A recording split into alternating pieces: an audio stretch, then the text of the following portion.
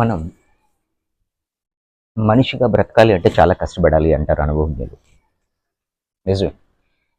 లేదంటే అంతకంటే నీచంగా బ్రతకాల్సి వస్తుంది. ఇక్కడ మనం చూస్తున్నాము ఈ ప్రపంచంలో అందరూ బ్రతికేస్తున్నారు కదా.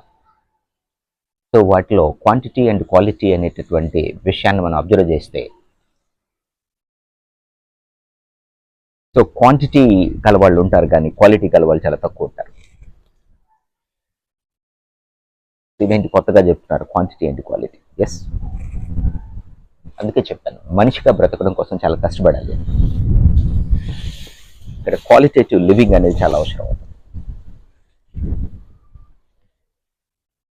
అదేవిధంగా ఈ క్వాలిటేటివ్ లివింగ్ ఎలా వస్తుందంటే, ముఖ్యంగా మనం చేసే పనుల పట్ల మనకి క్లారిటీ, మన ఆలోచనల పట్ల సరి అయినటువంటి అవగాహన,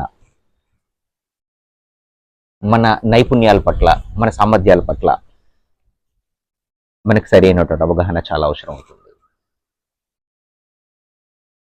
లేదంటే మనం చేసే పనుల నుంచి మనం సరి అయినటువంటి ఫలితాలని ఎదుర్కోలేం, నిర్ణయాలు కరెక్ట్గా లేనప్పుడు.